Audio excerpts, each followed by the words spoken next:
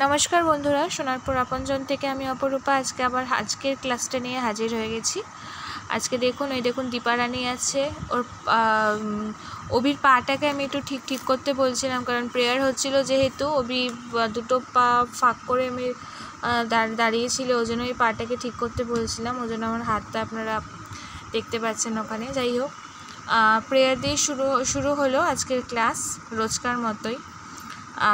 একটু পরেই দেখতে পাবেন ওদের পড়াশোনা। আমাদের দীপারানী কিন্তু অনেকটাই শিখে গেছে। দীপারানী যেহেতু একদম ছোট্ট, ওকে standing line, sleeping line, circle এগুলো আগে শেখানো হচ্ছে। ও সার্কেলটা করতে খুব ভালো পারে, খুব ভালোভাবে শিখে গেছে ব্যাপারগুলো।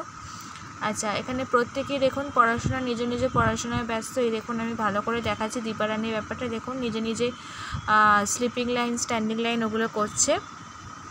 সার্কেলটাও মোটামুটিভাবেই শিখে গেছে ও।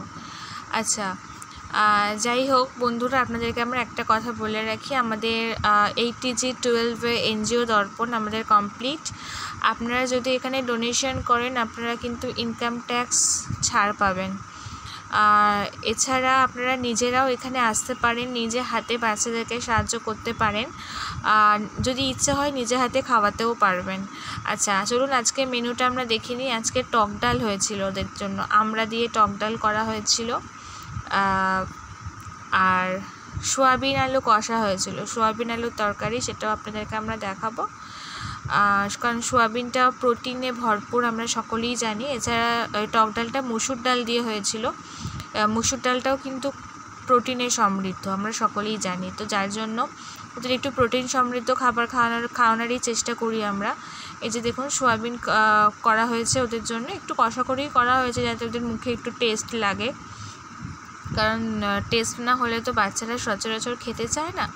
তো একটু টেস্টফুলভাবেই করা হয়েছে, ঘরোয়াভাবে, একদম ঘরোয়াভাবে করা হয়েছে। এই দেখুন ওরা খুব ভালোভাবে কিন্তু আজকে খেয়েছে, ওরা ডালটা দিয়ে বেশি ভালোভাবে খেয়েছে, সোয়াবিনটাও খেয়েছে, তবে ডালটা ওরা বেশি ভালোভাবে খেয়েছে। আমরা কিন্তু নিজে হাতে ওদের জন্য রান্না করি এবং নিজে হাতে ওদেরকে পেরে আমরা সমস্তটা দিই, এবং ওরা যখন এত সুন্দর করে ভালোভাবে খায় তৃপ্তি করে, আমাদের খুব ভালো লাগে।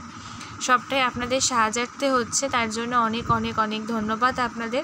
এরকমভাবে আপনারা কিন্তু নিজে হাতে এসেও ওদেরকে খাওয়াতে পারেন। সত্যি কথা বলবো, খুব খুব খুব ভালো লাগবে এখানে আসলে, তাই জন্য আপনাদেরকে বলবো আসুন। আচ্ছা, দীপারানী যেহেতু একদম ছোট্ট, দীপাকে কিন্তু মা খাইয়ে দেয় প্রতিবারই, কারণ ও নিজে হাতে এখনও অবধি খেতে পারে না, নিজে হাতে দিলে একদমই কিচ্ছু খাবে না, যার জন্য মা ওকে একটু খাইয়ে দিচ্ছে। আচ্ছা, আজকে বলাইও আসতে পারেনি, তো আবার পরের দিন পরের ভিডিও নিয়ে দেখা হচ্ছে। Thank you.